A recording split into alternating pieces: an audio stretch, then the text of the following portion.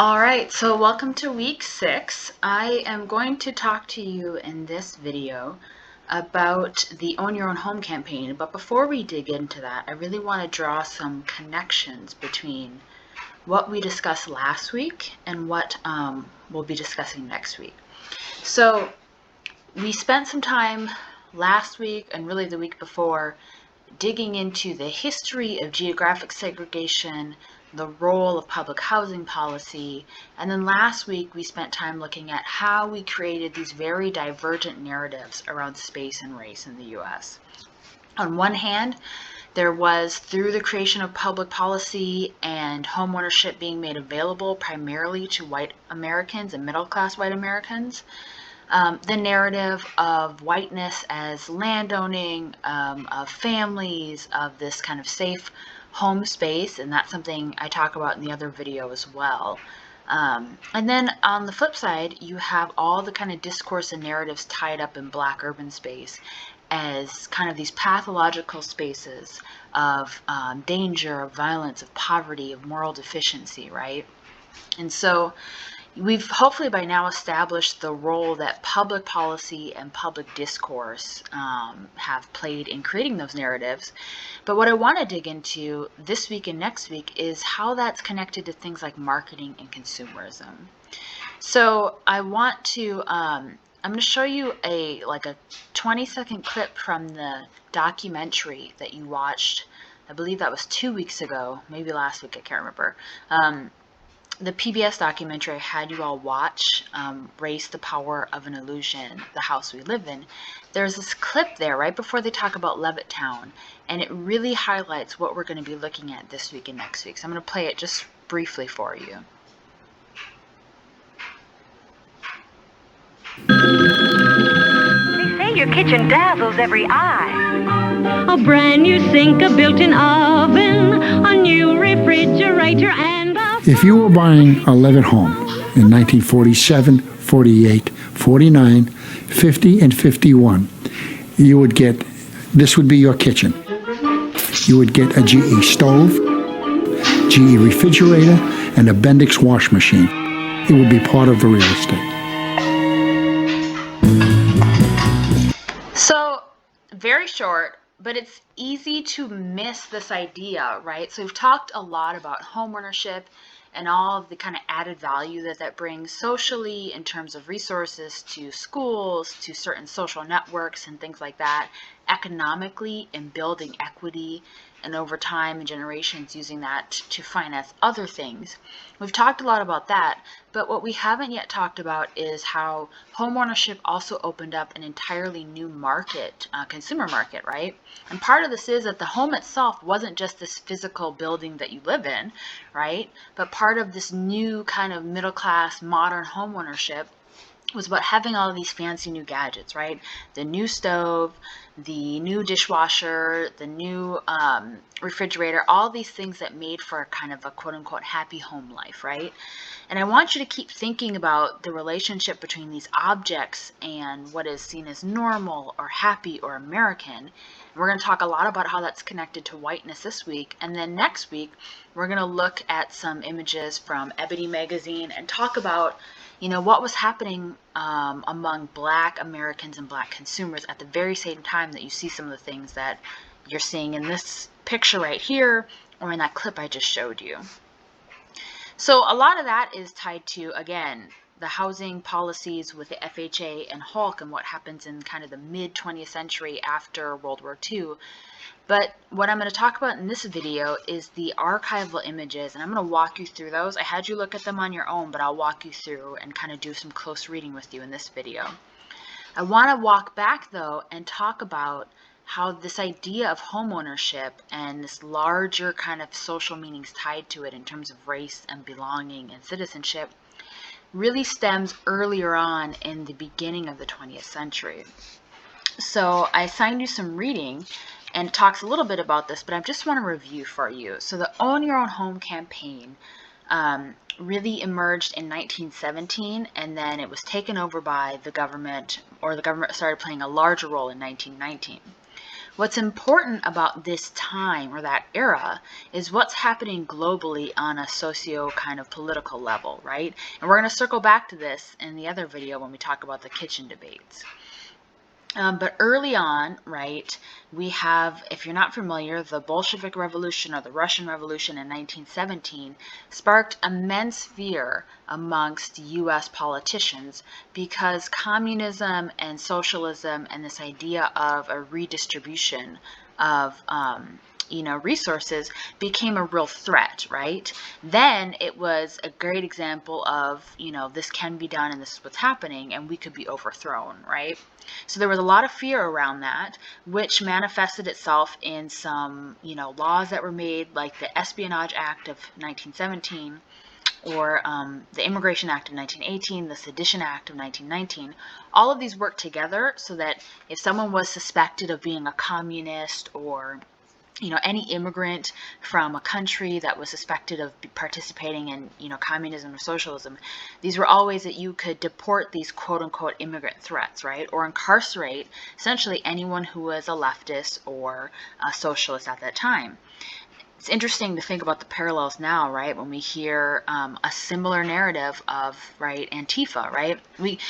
It's one thing to talk about the realities of, how do we deal with police violence and then, self-defense violence in response to that. It's another thing to have, again, these kind of, strawman narratives of, well, we have to deport or watch out for the Antifa folks, where it literally means anti-fascist, right? But hopefully you're seeing some parallels, or at least maybe it can help you imagine the climate 100 years ago, because that was what people were thinking, the threat of, everyone, your neighbor, might be a communist, and so they had these laws passed that made it easier to deport or to imprison or incarcerate those folks. Obviously, if you've, taken some American history classes, this culminates later in McCarthyism and a lot of the kind of witch hunts that took place in academic and in cultural and artistic spaces. But this is early on, the kind of first manifestations of that, right? So you might be thinking, what does that have to do with home ownership and campaigns? Well, home ownership became kind of the emblem of an investment in America and in the American dream, right? On one hand, it's a literal investment in the nation, right? You're buying a piece of land, you're buying your place, your physical place in the country, right? On the other hand, just as we see, in the 20 years that follow with some of those videos, it's an investment in all the ideals and the beliefs and practices associated with owning a home. So this starts, very kind of on a basic level of just let's, help the real estate and the construction industry. And then in just a couple of years in 1919, the government really embraces this as a way to not only kind of have some economic benefit, but more so to really combat and to fight the threat of communism, right? And be thinking about this when we talk about the kitchen debate in the next video, because all of this circles back to it.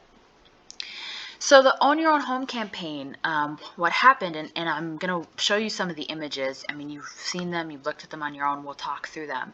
But to give you some context, this was a huge campaign. You had millions of posters and ads in newspapers, magazines that were, put into the public eye.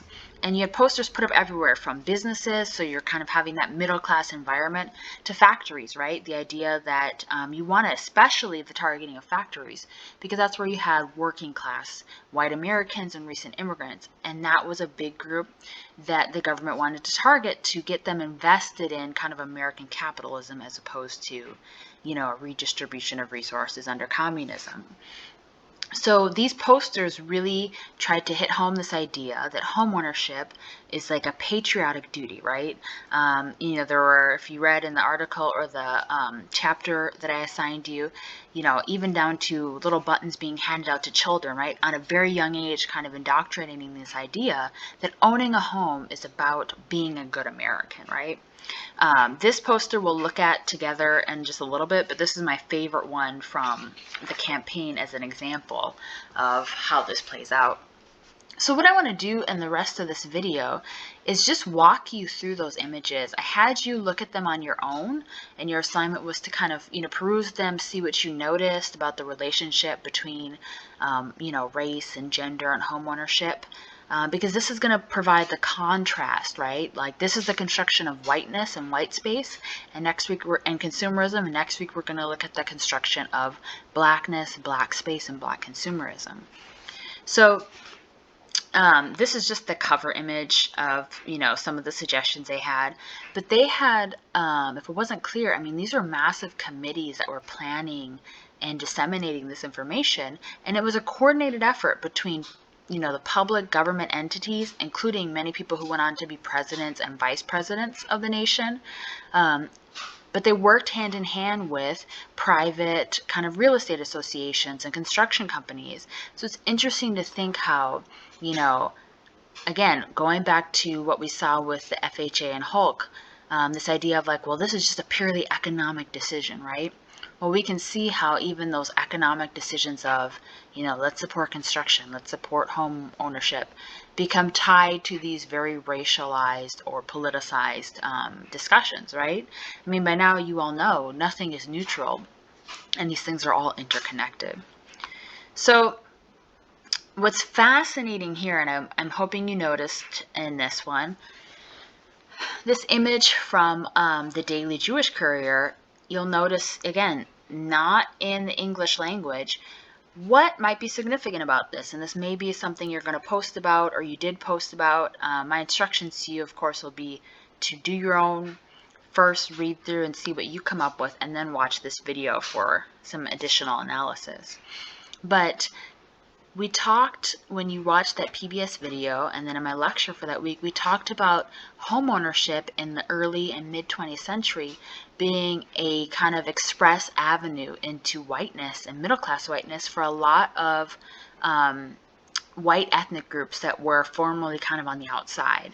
So I can't remember if we dug too much into this, but initially in the U.S., whiteness is really tied to, if you've heard the term WASP, right, kind of a white Anglo-Saxon Protestant identity, right? So it's very exclusive, and over time, whiteness morphed, and then you got that, if you're familiar with the melting pot terminology, that came about, again, 10 years before this campaign, around in the 1910s, that first emerged as a term not to describe a multicultural nation, but to describe kind of this broader understanding of what it meant to be a white American, and to include these white ethnic groups like Jewish people, like Southern and Eastern European immigrants.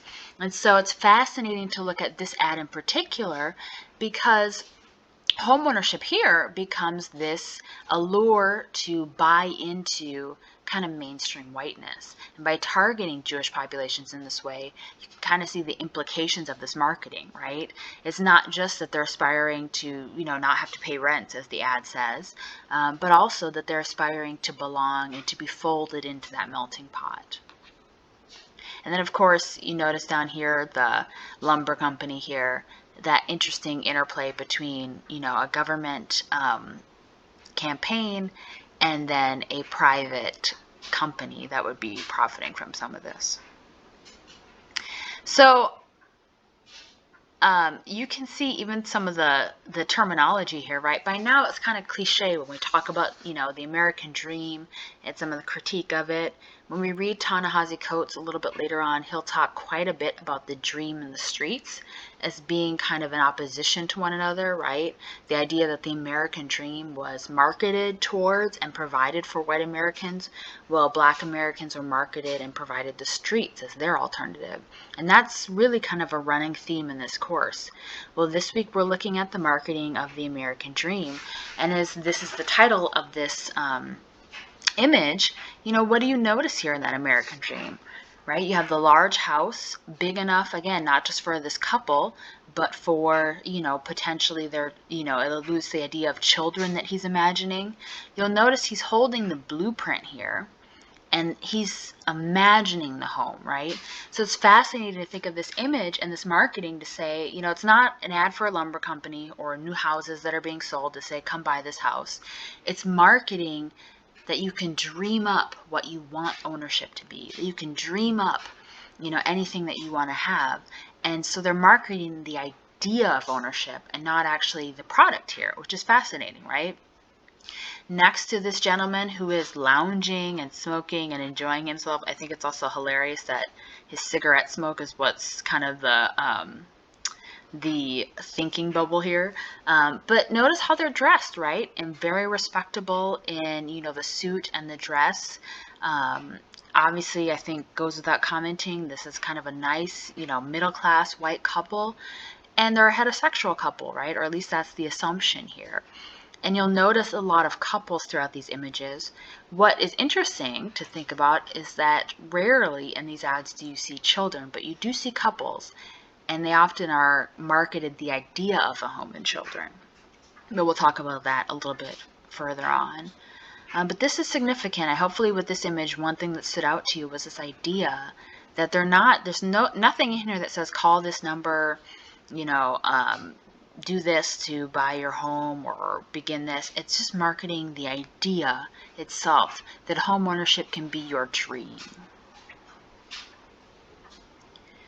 So this next image here, you'll notice again, you have the couple here, the nice white heterosexual couple. They're sitting in nature, but well, it might look like that at first, but if you notice some of the images here, you have the marked off plot of land, you have the cutting down of the trees, and then they're holding this blueprint right here. Now, we might remember this when we read Lipsis. He talked a lot about the connections between the Homestead Act and what's happening in the 20th century with housing policy, right? And this idea that for white Americans, the land that became the U.S. was really tied to their questions of freedom and sovereignty, right? So the Homestead Act and these policies that said, you could come out and if you expanded and settled, you'd own your land. And this is like the ability to, the virtue of expansion and starting something new. Well, we see that same kind of narrative and imagery here, right? They're cutting down or taming the land and they're dreaming up what they're going to build in its place, right? And it can really be anything that they want it to be.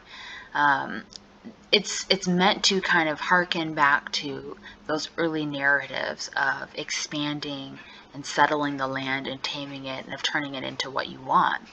It's interesting to think about, again, this idea of homeownership conjuring up all these other kind of, settler colonial ideas and, tying them, in this case, to potentially the nuclear family, right? So this idea of this happy couple turning the land into the space where they will arguably, have their home, their family, and build their life. And again, hopefully you notice the respectable clothing and the way that this is meant to signal a very specific kind of class of white Americans. So this is another very interesting, right? First step towards homeownership. And you'll notice these are all by the same kind of artist here. This is interesting because this and a few other ones they've looked at, you'll notice the marketing geared in certain ways towards women in particular, right? We don't see much of the man's face here, right? We see her kind of thinking, her eyes seem, intrigued, and her body's the one that's facing us as the viewer. You'll notice, he's kind of whispering in her ear something enticing and she's considering it. Again, well dressed. This is a younger, kind of more stylish couple here. But it's interesting to read this image and think about the allure that was being sold to women, or in this case, white women in particular, right? Of what homeownership in that space will be. It's not, somewhat here, it's not so much so until the mid-20th century that we solidify kind of the Susie homemaker image, but you do have this idea of homeownership as being connected to, the joy in this relationship and stability and kind of a promise of something, right? It's interesting to think of him almost seducing or charming her, and homeownership is somehow tied to that, right? So it's fascinating to think about some of that. I will say you'll notice in a lot of the ads that happen in the Own Your Own Home campaign, an interesting way that they're marketed to particularly gendered language as a way to convince, the other heterosexual partner, which is fascinating. So I won't spend too much time on this one. Again, you're seeing the idea of, this is the imagined home here, right? And you'll see the large scale of it, the modern kind of fireplace there.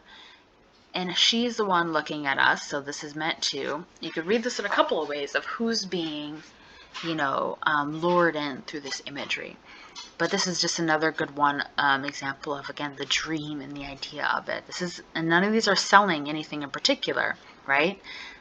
This one, if you notice the title at all, it's hilarious, and hopefully this is something that stood out to you right away, right? You see her ring. It's called The Promise of Marriage. Again, just like this, the seducing a first step towards homeownership. Homeownership, again, being tied to the idea of commitment, of marriage, of family life, right? So you see this ring here. Her hand is, on top of the house.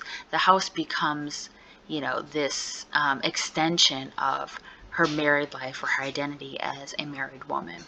So if you had to guess, probably seeing this being marketed towards women who have that desire for marriage, for their own home, for their own family life, right? It's an interesting thing to think about. So I told you all that this one is my favorite, and we can read through the actual text, but it's just my favorite because it's so obviously clear that this is essentially an anti-communist kind of ad, right? Yes, it's about homeownership, but really it's about so many other things, right? So look at the man himself, right? He has this distinguished look on his face. He's got his suit on. His hair is perfectly combed. He's meant to be the image that, heterosexual women want to be with and that heterosexual men want to be, right? And to be clear, the language I'm using is not meant to exclude other sexualities or genders, but to illustrate the fact that these narratives and campaigns were operating within a very narrow understanding of gender and sexuality. So this is, the man that these men want to be and the man that women want to be with. And he, of course, that manhood is tied to owning a home, right? I mean, it can't be any more explicit than that. But notice what's connected to his identity, his gendered identity here. So if we asked, if I asked you all to say, in the early 20th century, what do you imagine is tied to kind of gender identity? Probably you wouldn't be a far stretch to say, oh yeah, well, men were expected to, be providers and work, to be husbands and fathers. You may not have connected, though, immediately this notion of citizenship and homeownership, right? So it's interesting to think that this is an attempt to kind of expand or define a heterosexual male, white male gender formation in a very particular way that includes homeownership and, by emphasizing real American, a loyalty or a patriotism to this nation. And again, this should remind you of the early way that land ownership was promised to white Americans as they expanded and tamed the land, right? You own your home means you own your investment in the nation and you're a real patriot and a citizen. On one hand, this might appeal to white Americans who, again, just have been socialized to perform their patriotism and citizenship in certain ways. If you imagine, though, reading this as, again, one of those white ethnic groups that has not yet been, folded into mainstream whiteness, or, as a recent immigrant, this is going to appeal to you because you don't want to be accused of being a communist, not just because, oh yeah, no one wants to be talked about, but remember the very real stakes I just talked about. If you were accused of being a communist, you could be deported or incarcerated. So all of a sudden, homeownership becomes this way of performing your identity and belonging in the nation as an immigrant. So it's interesting to think about how this campaign capitalizes off of those needs to expand this industry. This is probably my second favorite one, and you'll notice this is in the chapter as well. I told you that, again, they tend to use this very gendered narratives to appeal to, the the husband or the wife in the scenario. This is one of the few images where you see the children in the ad, right? Normally, yes, you get the promise of marriage and family life, but it's this imaginary thing where here for once you have, now if I asked you kind of what's the American dream, most people would say a house with the white picket fence and the 2.5 kids, right? That's kind of the proverbial image that gets conjured up. Well, we see that here, right? This couple with their children. And it's interesting to think or wonder who this narrator is talking to, right? So you see her kind of, with a joyous look on her face. They're all dressed in their kind of respectable clothing with the nicely furnished home. Notice it's not just a home, right? But it's well furnished and has all the kind of things and consumer goods inside of it that make it a real home. Well, what's interesting here is, if you're wondering kind of who is being targeted with this ad, on one hand, through the narrative, and I won't read through it all, but it's a woman saying, I'm so glad we bought a home, we have all these nice things, et cetera, et cetera. I'm so glad I convinced my husband. Well, you can see this on one hand being, and you notice the title, right, a woman's testimonial, marketed towards women as at that time being seen as kind of the domestic space of the inner home is theirs. Well, the man was being gendered in a way to say you must provide the physical home. Women were being marketed out all these goods. You want this furniture, you want this, you want that, to turn it into a real home, right? So it's interesting to think of the way this language might be targeted towards women to say, if you want to actually have a domestic space that you can be proud of, convince your spouse to buy a house, right?